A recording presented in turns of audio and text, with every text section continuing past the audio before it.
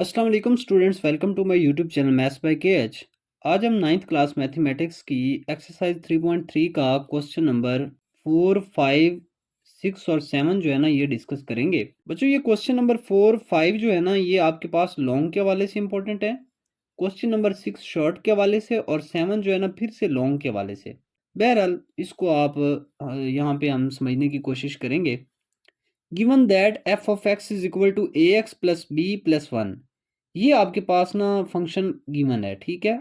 वो कहता है where a and b are constant numbers.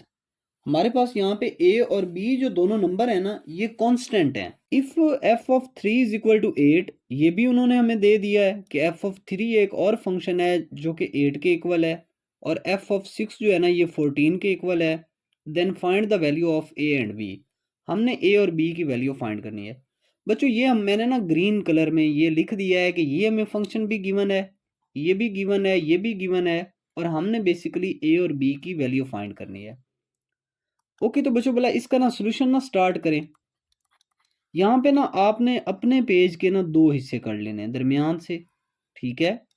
यहाँ पे आप एक बार ना ये फंक्शन लिख लें, f of x is equal to a x plus b plus 1। ये आपके पास फंक्शन जो है ना ये गिवन है। अच्छा बच्चों उन्होंने कहा था कि एफ ऑफ 3 जो है ना ये 8 के इक्वल है, ये एक और भी फंक्शन गिवन है।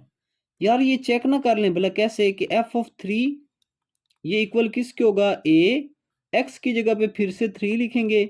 जिसको समझ नहीं आ रही ना वो क्वेश्चन नंबर 3 को पहले समझ ले।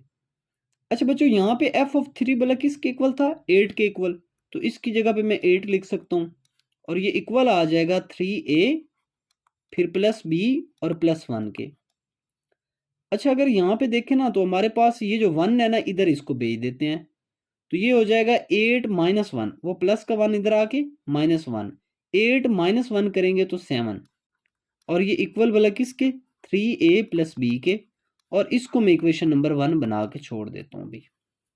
अच्छा बच्चों यहाँ पे भी यही फंक्शन लिखें, एफ ऑफ एक्स जो है ना ये इक्वल है a x plus b and plus 1 के।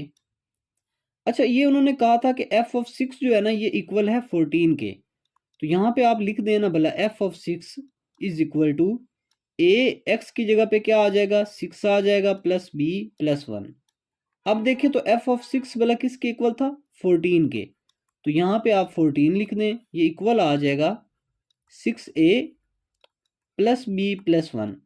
ये जो प्लस का 1 है इधर आके माइनस का 1 हो जाएगा, यानी कि 14 माइनस 1 करेंगे ना तो आंसर 13, और ये हमारे पास आ जाएगा 6a प्लस बी। इसको इक्वेशन नंबर 2 बना दें। अब देखें इधर भी b है इधर भी b है, अगर मैं इन दोनों इक्वेशंस को सब्ट्रैक्ट करवा दूं तो b और b जब माइनस होंगे ना तो आंसर भला क्या आ जाएगा, बाकी सिर्फ a बच जाएगा, और a का हमारे पास आंसर निकल आएगा। तो यहाँ पे मैं लिख देता हूँ कि सब्ट्रैक्टिंग इक्वेशन 2 एंड 1, बल्कि इसको ऐसे भी लिख सकते हैं आप, यहाँ पे ये लिखें सब्ट्रैक्टिंग इक्वेशन 1 फ्रॉम इक्वेशन 2। अब इसका क्या फ़ायदा होगा कि इक्वेशन 2 अगर आपने इक्वेशन 1 को 2 में से माइनस करना है तो 2 वाली ऊपर लिख लें, यानी कि ये हमारे पास 13 इक्वल आ जाएगा 6a प्लस बी के, और ये हम नीचे लिखेंगे क्योंकि 1 को हम माइनस कर रहे हैं किस में से, इक्वेशन 2 में से, तो 7 is equal to 3a plus b. अच्छा बच्चों जब माइनस करते हैं ना तो नीचे वालों की साइन चेंज कर देते हैं, जो प्लस का होगा वो माइनस का हो जाएगा, इधर जो प्लस का है ये माइनस का, और ये भी प्लस का माइनस का हो जाएगा, तो ये दोनों तो हो गए कैंसिल। ये 6a में से जब 3a माइनस करेंगे ना तो बाकी 3a बच जाएगा प्लस का। अच्छा जब ये 13 में से आप 7 माइनस करेंगे तो आंसर आ जाएगा आपके पास 6। बच्चों ये 3 इधर मल्टीप्लाई हो रहा है a के साथ, इधर आके डिवाइड हो जाएगा, यानी कि 6/3 जो है ये इक्वल आ जाएगा 1 से, और यहाँ पे अगर इसका कैंसिल करें 3 1 ज़र 3 3 2 ज़र 6, तो यहाँ पे 2 इज इक्वल टू a आ जाएगा, और ये हमारे पास a की वैल्यू आ चुकी है। अब हमने भला इसके साथ कौन सी वैल्यू निकालनी है, b की भी, तो b की वैल्यू हम कैसे निकालेंगे, ये हम ना put a is equal to 2 in equation 1, equation 1 के अंदर मैं पुट कर रहा हूँ इस ए की वैल्यू, इक्वेशन 2 में भी पुट कर सकते हैं, 1 में भी पुट कर सकते हैं, जिसमें मर्जी पुट कर लें। बहरहाल ये मेरे पास 7 इज इक्वल टू 3 और ए की जगह पे 2 लिखूंगा प्लस बी, ये 3 2 ज़र 6 हो जाएगा, यानी कि ये 7 is equal to 6 plus b आ जाएगा। यहाँ से अगर बी की वैल्यू फाइंड करनी है तो 6 को इधर भेज दें, यानी कि 7 माइनस 6 हो जाएगा, इक्वल आ जाएगा बी के। तो यहाँ से बी की वैल्यू भला क्या आ चुकी है, 7 माइनस 6 करेंगे तो आंसर आ जाएगा 1, और बी की वैल्यू हमारे पास ये 1 आ चुकी है। ए इज इक्वल टू 2 है जबकि बी इज इक्वल टू 1 है, और ये हमारे हमने फाइंड भी यही करना था, ए की वैल्यू और बी की वैल्यू, और वो हमने निकाल ली है। ओके बच्चों, अब हम क्वेश्चन नंबर 5 को डिस्कस करते हैं। क्वेश्चन नंबर 5 में कहा गया है given that g of x, एक हमें ये फंक्शन दिया हुआ है और कहता है where a and b are constant, बिल्कुल सेम उसी तरीके से है, एक ये फंक्शन दिया हुआ है और एक ये फंक्शन दिया हुआ है, कहता है ए और बी की वैल्यू फाइंड करें, सेम उसी तरीके से है। यहाँ पे सबसे पहले तो आप लिखे ना जी ऑफ एक्स, ये वाला किसके इक्वल है, a x plus b plus 5 के। ओके, अब यहां से एक नया फंक्शन आप जनरेट करें ना जी ऑफ 2 वाला, तो ये हमारे पास आ जाएगा ए एक्स की जगह पे 2 लिखेंगे प्लस बी और प्लस 5। अच्छा, यहां से जी ऑफ 2 किसके इक्वल है, 10 के इक्वल है, और ये इक्वल आ जाएगा 2a plus b and plus 5। अच्छा, ये प्लस का 5 इधर आके माइनस का 5 कर दें, यानी कि 10 माइनस 5 होगा ना, तो बाकी प्लस का 5 इज इक्वल टू आ जाएगा 2a प्लस बी के। ये 5 मैंने उधर जाके माइनस का कर दिया। अच्छा बच्चों, इसको ना मैं इक्वेशन नंबर 1 बना रहा हूँ। ओके, अब यहाँ पे ना आप फिर से लिखें g of x is equal to a x plus b plus 5।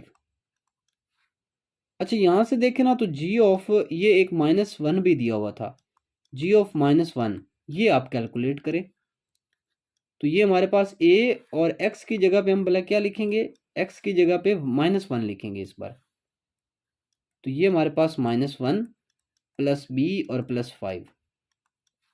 Okay, ji of -1 भला किसके इक्वल गिवन है, 0 के इक्वल, यहाँ पे आप 0 लिख दें, इक्वल आ जाएगा ये माइनस का a plus b and plus 5। अच्छा बच्चों, ये प्लस का 5 अगर इधर भेजूंगा ना तो ये माइनस का 5 हो जाएगा, यानी -5 किसके इक्वल आ जाएगा, -a प्लस बी के, और इसको मैं इक्वेशन नंबर 2 बना रहा हूं। अच्छा बच्चों, अब यहाँ पे देखें ना तो ये प्लस का b है, इधर भी प्लस का b है, अगर एक माइनस का हो जाएगा ना तो b से कैंसिल होके बाकी सिर्फ a बच जाएगा, और a का हमारे पास आंसर आ जाएगा। तो यहाँ पे लिख दें कि सब्ट्रैक्ट इक्वेशन 2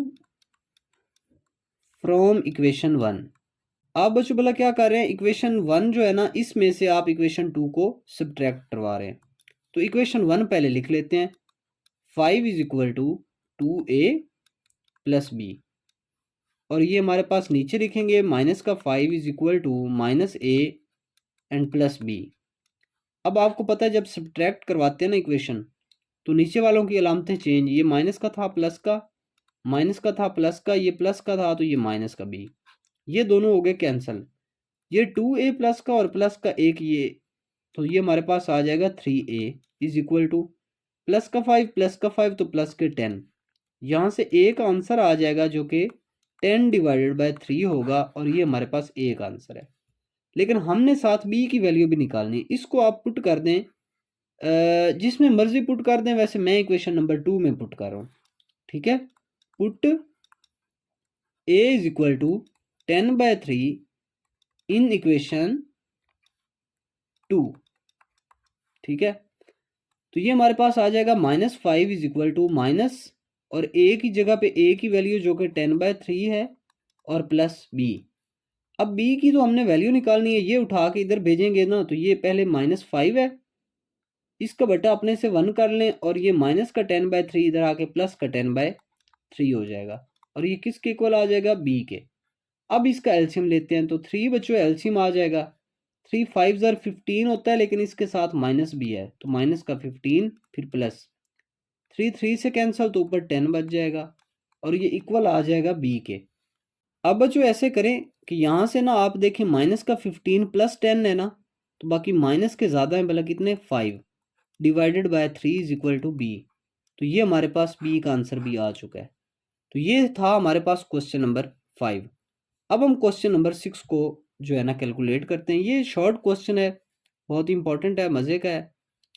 अच्छा यहाँ पे देखें ना, तो हमारे पास को कहता है जी consider the function defined by f of x. ये हमारे पास एक वो कहता है कि एक फंक्शन है f of x which is equal to 5x plus 1, और वो कहता है कि if f of x is equal to 32, अगर एक इस तरह का कोई फंक्शन हो तो x की वैल्यू फाइंड करो। अब हमारे पास ये गिवन है ना, ये आपने सबसे पहले लिख लेना है, ये मैंने लिख दिया। अब एफ ऑफ एक्स जो है वो कहता है कि वो तो 32 के इक्वल है, तो ये इसका मतलब है कि ये किसके इक्वल आ चुका है, 32 के इक्वल, और ये वाली साइड वैसे की वैसे। अब हमने अगर x की वैल्यू फाइंड करनी है ना, तो ये उधर भेजना पड़ेगा 1। 1 जब उधर जाएगा ना, तो ये माइनस का 1 हो जाएगा। 32 माइनस 1 करेंगे तो आंसर आ जाएगा 31। लेकिन ये जो 5 इधर मल्टीप्लाई हो रहा है, ये इधर आके डिवाइड हो गया, तो x इज इक्वल टू 31/5, और यही हमारा x का आंसर है, x की वैल्यू है। ओके बच्चों, इस वीडियो का लास्ट क्वेश्चन, बल्कि इस एक्सरसाइज का लास्ट क्वेश्चन, क्वेश्चन नंबर 7, जो कि लॉन्ग के हवाले से इंपॉर्टेंट हो सकता है, इसको देखें तो consider the function F of x. ये उन्होंने एक फंक्शन दे दिया है, वो कहता है सी और डी जो है ना, ये दोनों कांस्टेंट हैं। इफ एफ ऑफ 1, ये एक और फंक्शन भी दे दिया है, ये भी एक फंक्शन दे दिया, 3 फंक्शन दे दिए हैं।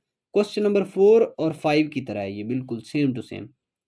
अच्छा बच्चों, अब वो कहता है कि आप ऐसा करें, इसमें से ना हमें सी और डी की वैल्यू फाइंड करके दें। तो ये उसी तरीके से सबसे पहले हमने ये वाला फंक्शन लिख लेना है, ये वाला फंक्शन इधर भी लिख लेना है और इधर भी लिख लेना है, दोनों साइडों पे ये फंक्शन लिख लिया। अब जो एफ ऑफ 1 उन्होंने कहा था वो 6 के इक्वल है, तो एफ ऑफ 1 मैंने इधर फाइंड किया और इस साइड पे मैंने इसको 6 के इक्वल लिख दिया। तो इधर ये जो मेरे पास c प्लस डी आ चुका है, ये इक्वल आ चुका है 6 के, इसको मैंने थोड़ा तरतीब से लिख के इसको इक्वेशन नंबर 1 बना दिया। इसी तरीके से इधर इस बार मैं इस फंक्शन को लूंगा एफ ऑफ -2 वाले को, जो कि 10 के इक्वल है। तो इससे मैंने एक ये वाली इक्वेशन बना ली। अब इन दोनों इक्वेशन को मैंने कर लिया यहाँ पे सब्ट्रैक्ट करवाने से मेरे पास c की वैल्यू आ चुकी है, और ये c की वैल्यू इक्वेशन नंबर 1 में पुट की, और वहाँ से मुझे d की वैल्यू मिल गई जो कि 14/3 है। तो ये मेरे पास c का और d दोनों का आंसर आ चुका, और यही हमने कैलकुलेट करने थे। बच्चों ये क्वेश्चन बिल्कुल आसान थे, मज़े के थे। इनको उम्मीद है कि आप लोगों ने अच्छे से समझ लिया होगा। अगर वीडियो अच्छी लगी है, क्वेश्चन की समझ आ रही है, तो चैनल को सब्सक्राइब कर लें, वीडियो को लाइक कर दें, ताकि आने वाली मज़ीद वीडियोज़ आप तक पहुँच सकें। Thank you for watching. अल्लाह हाफिज़।